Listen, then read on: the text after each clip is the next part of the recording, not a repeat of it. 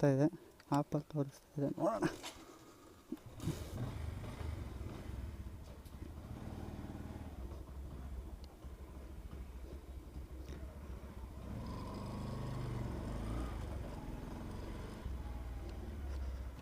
So guys, ಎಲ್ಲರೂ ಹೇಗಿದ್ದೀರಾ? ಸುಮಾರು ದಿನ ಆಗಿತ್ತು ವೀಡಿಯೋ ಮಾಡಿರಲಿಲ್ಲ. ತುಂಬ ಅಡೆತಡೆಗಳಿದ್ದು ವೀಡಿಯೋ ಮಾಡೋದಕ್ಕೂ ಆಗಿರಲಿಲ್ಲ. ಫಸ್ಟ್ ಟೈಮ್ ಕ್ಯಾಮ್ರಾ ಹಾಕ್ಕೊಂಡು ಬೈಕ್ ಓಡಿಸ್ತಾ ಇದ್ದೀನಿ. ನೋಡೋಣ ಹೆಂಗೆ ಬರುತ್ತೆ ಅಂತ ಗೊತ್ತಿಲ್ಲ. ನಾನು ಸಿಂಪಲಾಗಿ ಸೆಟ್ ಮಾಡಿದ್ದೀನಿ ಕ್ಯಾಮ್ರಾನ. ಯಾವ ಥರ ಬರುತ್ತೆ ಏನು ಅನ್ನೋದು ನನಗೂ ಗೊತ್ತಿಲ್ಲ. ಫಸ್ಟ್ ಟೈಮ್ ಹಾಕ್ಕೊಂಡು ಓಡಿಸ್ತಾ ಇದ್ದೀನಿ. ಇವತ್ತೊಂದು ಫುಲ್ಲು ಟ್ವಿಸ್ಟ್ ಆಗಿದೆ. ಅದು ಏನಪ್ಪ ಅಂದರೆ, ಬೆಳಿಗ್ಗೆನೇ ನನ್ನ ಫ್ರೆಂಡು ಫುಲ್ ಸೈಕ್ ಮಾಡ್ದ.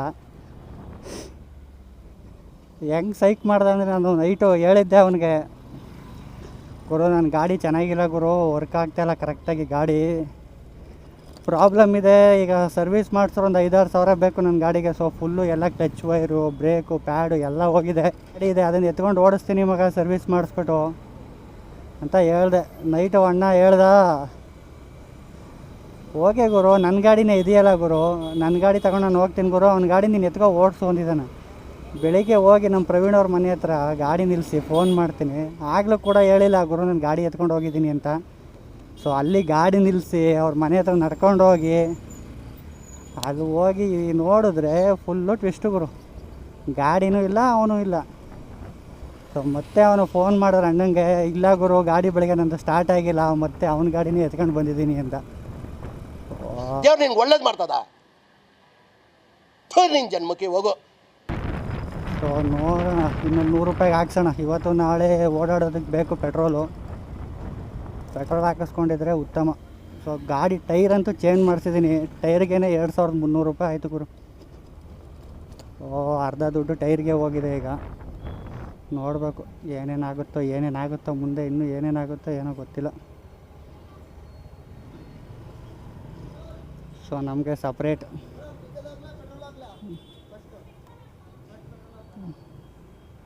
First petrol ಹಾಕ್ಸೋಣ.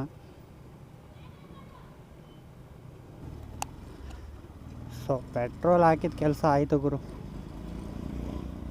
ಗಾಡಿ ನೀವು ಅಂತ ಇರ್ಬೋದು ಈಗ ಓಡ್ತಾ ಇದೆ ಅಂತ, ಏನೋ ಗೊತ್ತಿಲ್ಲ. ನಾನು ತಗೊಂಡೋಗಿ ಗಾಡಿ ಸರ್ವಿಸ್ ಆಗೋಲ್ಲ, ನಿಲ್ಲಿಸ್ಬಿಡ್ತೀನಿ, ಇದು ಓಡ್ಸೋಕ್ಕಾಗಲ್ಲ ಅಂದಮೇಲೆ ಈಗ ಸುಮಾರಾಗಿ ರನ್ ಆಗ್ತಾಯಿದೆ ಗಾಡಿ. ಮೊದಲೆಲ್ಲ ನೆನ್ನೆ ಎಲ್ಲ ಭಾರಿ ಹಿಂಸೆ ಕೊಡ್ತು ಗುರು. ಡ್ಯೂಟಿ ಮುಗಿಸ್ಕೊಂಡು ಬರ್ಬೇಕಾದ್ರೆ ಸಿಕ್ಕಾಪಟ್ಟೆನೇ ಪ್ರಾಬ್ಲಮ್ ಆಗೋಯ್ತು. 60 ಹೋಗ್ತಾ ಇದ್ದೀನಿ. ಸೌಂಡ್ ಹೆಂಗೆ ಬರುತ್ತೆ ಅಂತ ಗೊತ್ತಿಲ್ಲ ಸ್ಪೀಡಾಗಿ ಹೋದರೆ. ಸೊ 60-50 ಇದೆ. 50 ಕೂಡ ವಾಯ್ಸ್ ಕ್ಲಿಯರೆನ್ಸ್ ಹೇಗೆ ಬರುತ್ತೆ ಅಂತ ಗೊತ್ತಿಲ್ಲ. ನಾನು ಯಾರೋ ಬೇರೆಯವ್ರು ವೀಡಿಯೋ ಮಾಡಿದ್ದು ನೋಡಿ ಎ ಕೆ ಜಿದು ಸ್ಯಾಮ್ಸಂಗು ವೈರ್ ತರಿಸಿದೆ, ಅದನ್ನೇ ಹಾಕಿದ್ದೀನಿ. ಸೊ ಕ್ಯಾಮ್ರಾ ಫ್ರಂಟಲ್ಲಿ ಆನ್ ಆಗಿಲ್ವೋ ಗೊತ್ತಿಲ್ಲ. ಸೊ ಲೈಟ್ ಆಫ್ ಇದೆ. ರೆಕಾರ್ಡ್ ಆಗ್ತಾಯಿದೆಯೋ ಇಲ್ವೋ ಅದು ಗೊತ್ತಿಲ್ಲ. ಮುಂದೆ ಎಲ್ಲರೂ ನಿಲ್ಲಿಸಿ ರೆಕಾರ್ಡ್ ಆಗಿದೆಯೋ ಇಲ್ವೋ, ಯಾವ ಥರ ರೆಕಾರ್ಡ್ ಆಗಿದೆ ಅಂತ ನೋಡಬೇಕು. ಸೊ ಡೈಲಿ ಇದೇ ರೋಡಲ್ಲಿ ಓಡಾಡಿಸ್ತೀನಿ ಬಿಡು ಬೈಕ್.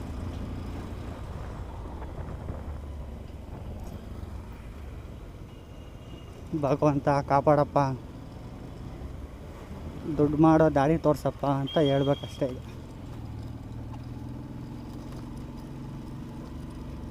ಸೊ ನನ್ನ ಬ್ಯಾಡ್ ಲಕ್ ಹೆಂಗಾಗಿದೆ ಅಂದರೆ, ಇದಕ್ಕೆ ಹಾಕಿರೋ ಜೆ ಮೌಂಟ್ ಎಲ್ಲಿ ಕಳ್ಕೊಳ್ಳುತ್ತೋ ಅಂತ ಭಯ ಆಗ್ತಾಯಿದೆ. ಫಸ್ಟು ಇನ್ನೊಂದು ಸ್ಟ್ರಾಂಗ್ ಆಗಿರೋ ಜೆ ಮೌಂಟ್ ಹಾಕ್ಬೇಕು ಇದಕ್ಕೆ.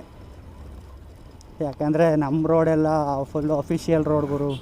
ಫುಲ್ಲು ದಿಬ್ಬ, ಕುಳಿ, ಗುಂಡಿಗಳು, ಟಿಪ್ಪರ್ ಲಾರಿಗಳು ಬರೀ ಇವೇ ಜಾಸ್ತಿ ಓಡಾಡ್ತವೆ ಈ ರೋಡ್ಲಿ. ನಮ್ಮ ದೇಶ ಇದು ರೀ, ನಾವು ಕಟ್ಟಿರೋ ದೇಶ ಇದು. ಸೊ ಮತ್ತೆ ಬಂಡವಾಳ ಹಾಕುವಷ್ಟು ಬಜೆಟ್ ಇಲ್ಲ. ಇರೋದನ್ನ ಮೇಂಟೈನ್ ಮಾಡ್ಕೊ ಹೋಗಬೇಕು. ಅದಕ್ಕೆ ಸೇಫ್ಟಿಯಾಗಿ ನೋಡಪ್ಪ ಅಣ್ಣ. ನೋಡಿದ್ರೆ ಸೈಡ್ ಕೊಡಲ್ಲ. ಇಂಥ ಪ್ರತಿಭೆಗಳು ನಮಗೆ ಡೈಲಿ ಸಿಗ್ತಾ ಇರ್ತವೆ, ಏನು ಮಾಡೋಕ್ಕಾಗಲ್ಲ. ರೋಡ್ ಗುರು ಸಂಜೆ 7 ಗಂಟೆ ಮೇಲೆ ಬಂದರೆ ಇಲ್ಲಿ ಬೈಕೇ ಓಡ್ಸೋಕ್ಕಾಗಲ್ಲ. ರೋಡ್ ಬೇರೆ ಚಿಕ್ಕದು, ಆಪೋಸಿಟ್ ಗಾಡಿಗಳು ಸಿಕ್ಕಾಪಟ್ಟೆ ಬರ್ತವೆ. ಬೈಕ್ ಓಡಿಸೋದು ತುಂಬ ಕಷ್ಟ ಇಲ್ಲಿ. ನೋಡಿ ಬೆಳಗ್ಗೆ 12 ಗಂಟೆ 12:30 12:45 ಈಗ ಟೈಮಿಂಗ್ಸ್. ಆ್ಯಕ್ಚುಲಿ ಈ ಟೈಮಲ್ಲಿ ಗಾಡಿಗಳೇನು ಜಾಸ್ತಿ ಇಲ್ಲ, ಆರಾಮಾಗಿ ಹೋಗ್ಬೋದು. ಕ್ಯಾಮ್ರಾ ಕ್ಲಾರಿಟಿ ಆಗಿದೆ ಅಂತಲೂ ಗೊತ್ತಿಲ್ಲ. ಈ ವಿಡಿಯೋ ಮಾಡಿ ಅಪ್ಲೋಡ್ ಮಾಡಿದ್ಮೇಲೆ ನೋಡಿದ್ಮೇಲೆ ನನಗೆ ಗೊತ್ತಾಗುತ್ತೆ ಯಾವ ರೀತಿ ಬಂದಿದೆ ಕ್ಲಾರಿಟಿ ಹೆಂಗಿದೆ ಕ್ಯಾಮ್ರಾ ಅಂತ. ಸೊ ನಾನು ಫಸ್ಟ್ ಒಂದು ವೀಡಿಯೋ ಮಾಡಿದ್ದೆ, ತುಂಬ ವರ್ಸ್ಟಾಗಿದೆ ವೀಡಿಯೋ ಮಾತ್ರ. ಬಟ್ ಫಸ್ಟ್ ಪ್ರಯತ್ನ ಅಲ್ವಾ, ಹಂಗಾಗಿ ಆಗುತ್ತೆ. ಸೊ ಏನೂ ಮಾಡೋಕ್ಕಾಗಲ್ಲ. ಒಂದಿನ ನಿಮ್ಮನ್ನೆಲ್ಲ ಇನ್ನೂ ಜಾಸ್ತಿ ವೀಡಿಯೋಗಳು ಮಾಡಬೇಕು, ಕಂಟಿನ್ಯೂಸ್ ಆಗಂತೂ ಮಾಡೋಕ್ಕಾಗಲ್ಲ ಇರೋ ಪ್ರಾಬ್ಲಮ್ಗಳಲ್ಲಿ. ಸೊ ಟೈಮ್ ಸಿಕ್ಕಿದಾಗ ವೀಡಿಯೋಗಳನ್ನ ಮಾಡ್ತೀನಿ.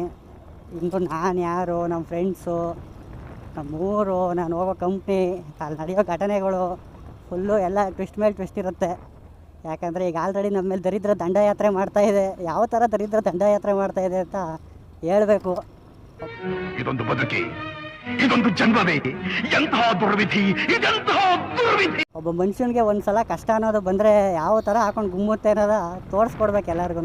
ಸೊ ನಾವು ಮಾಡೋ ತಪ್ಪುಗಳು, ನಾವು ಮಾಡೋ ಮಿಸ್ಟೇಕ್ಗಳು ಮುಂದೆ ನಮ್ಗೆ ಎಂಥ ಪರಿಸ್ಥಿತಿನ ಕರ್ಕೊಂಡೋಗಿ ಬಿಡುತ್ತೆ ಅಂದರೆ, ಅಯ್ಯಪ್ಪ, ಏನಾದ್ರು ನಿಜವಾಗ್ಲೂ ದುಡ್ಡಿದ್ದೀರ ಗುರು, ನಿಜವಾಗ್ಲೂ ನಾನು ಮತ್ತು ನನ್ನ ದರಿದ್ರ ಅಂತ ಒಂದು ಫಿಲಮ್ನೇ ತೆಗಿಬೋದು ಗುರು. ಆ ಥರ ಆಗಿದೆ ಸಿಚುವೇಶನ್ ಈಗ ಕರೆಕ್ಟ್. ಈ ರೋಡಲ್ಲಿ ಧೂಳು ಎವ್ವಿ ಗುರು, ಫುಲ್ಲು ಸ್ಮೋಕು.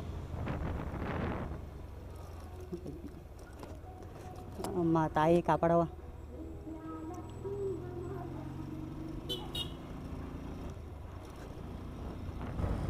ಅದು ಆ್ಯಕ್ಷನ್ ಕ್ಯಾಮ್ರಾದಲ್ಲಿ ತುಂಬ ಸೆಟ್ಟಿಂಗ್ಸ್ ಇದೆ ಗುರು. ನನಗೆ ಸೆಟ್ ಮಾಡೋಕ್ಕೆ ಬರ್ತಾಯಿಲ್ಲ. ಆ್ಯಕ್ಚುಲಿ ಸೆಟ್ ಮಾಡೋಕ್ಕೆ ಟೈಮೂ ಇಲ್ಲ. ಎಲ್ಲ ಚೆಕ್ ಮಾಡಿ ಸೆಟ್ ಮಾಡಿ ನಿಲ್ಲಿಸ್ಬೇಕು ಅದನ್ನು. ಗುರು, ಇಲ್ಲಿ ಒಂದು ಗುಂಡಿನೂ ಮಿಸ್ ಮಾಡೋಕ್ಕಾಗಲ್ಲ ಗುರು, ಪ್ರತಿ ಒಂದು ಗುಂಡಿಗೂ ಬರುತ್ತೆ. ಅದು ಈಗ ಸ್ವಲ್ಪ ಜಲ್ಲಿ ಪಲ್ಲಿ ಸುರಿದ್ಬಿಟ್ಟು ಟೈಟ್ ಮಾಡಿಬಿಟ್ಟಿದ್ದಾರೆ. ಮೊದಲು ಇನ್ನೂ ಗುಂಡಿ ಇತ್ತು, ಯದ್ವಾ. ಸೊ ಈ ರೋಡ್ಲೆಲ್ಲ ಓಡಾಡೋದು ತುಂಬಾ ಕಷ್ಟ ಗುರು. ಟೈರ್ ಬೇಗ ಹೋಗ್ಬಿಡುತ್ತೆ. ನಾನು ಇವತ್ತು ಟೈರ್ ಹಾಕಿಸ್ದೆ, 2300 ರೂಪಾಯಿ ಆಗಿದೆ ಟೈರ್ಗೆ. ಬಂದು ಕೊಪ್ಪ ರೋಡು.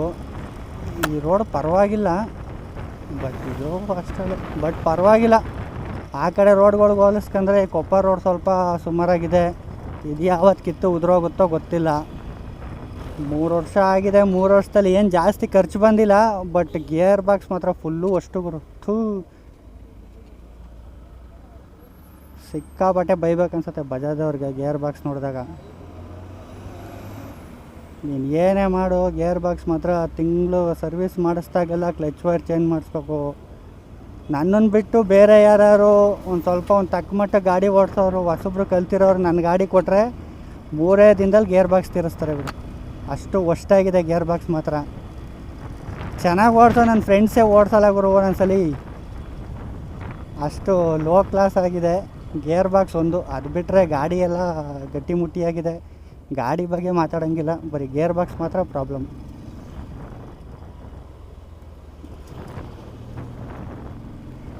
ಜೀವನ ಪೂರ್ತಿ ಪ್ರಾಬ್ಲಮಲ್ಲೇ ಬಂದ್ಬಿಟ್ಟಿದೆ ಗುರು.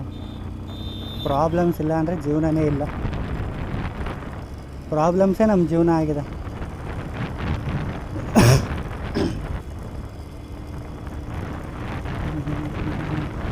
ಸೊ ಅಲ್ಲೊಬ್ಬರು ಇದ್ದರು, ಅಲ್ಲೊಬ್ಬರು ರೂಮ್ ಖಾಲಿ ಮಾಡೋದು ಫ್ರೆಂಡು ಅಂದೆ. ಸೊ ಇಲ್ಲೊಬ್ಬರು ಇದ್ದರು, ಇಲ್ಲೊಬ್ಬರು ಅಂಗಡಿ ಮಾಡಿದರು, ಅವರು ಫ್ರೆಂಡೇ. ಇಲ್ಲೇ ಇತ್ತು ಗುರು ಬೇಕ್ರಿ, ಅವರು ಕೂಡ ಖಾಲಿ ಮಾಡಿದ್ರು, ಯಾಕೋ ಗೊತ್ತಿಲ್ಲ. ಸೊ ಹತ್ರ ಇದ್ದವರೆಲ್ಲ ದೂರ ಹೋಗ್ತಾ ಇದ್ದಾರೆ.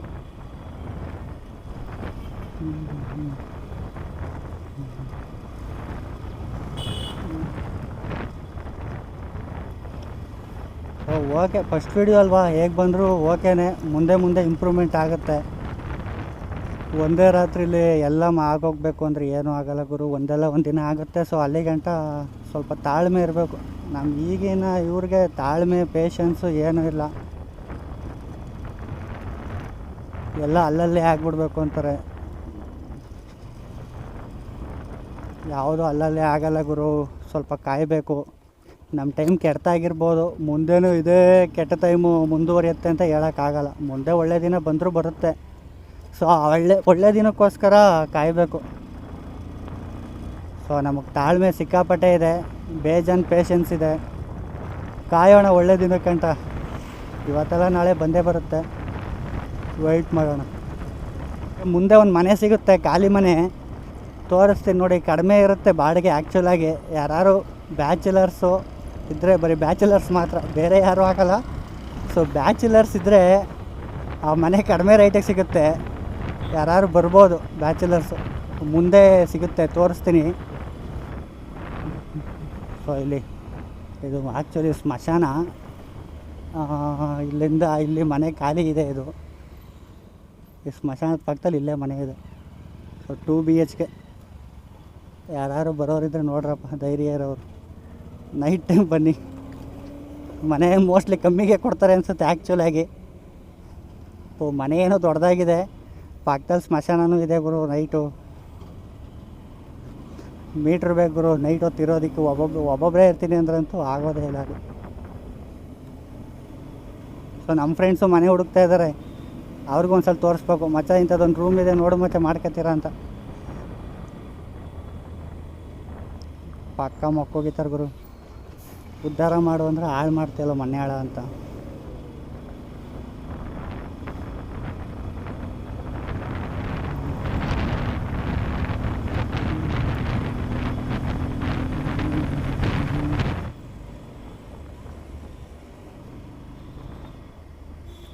ಒಬ್ರಿಗಿಂತ ಒಬ್ಬರು ಸ್ಪೀಡಾಗಿ ಹೋಗ್ತಾರೆ.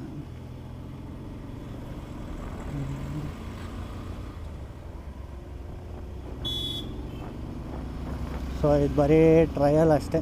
ಹೇಗೆ ಬರ್ತಾಯಿದೆ ಕ್ಯಾಮ್ರಾ, ಚೆನ್ನಾಗಿ ಕಾಣಿಸ್ತಾ ಇದೆಯೋ ಇಲ್ಲವೋ ಏನು ಅಂತ ಇದನ್ನು ನೋಡಿದ್ಮೇಲೆ ನನಗೊಂದು ಐಡಿಯಾ ಬರುತ್ತೆ.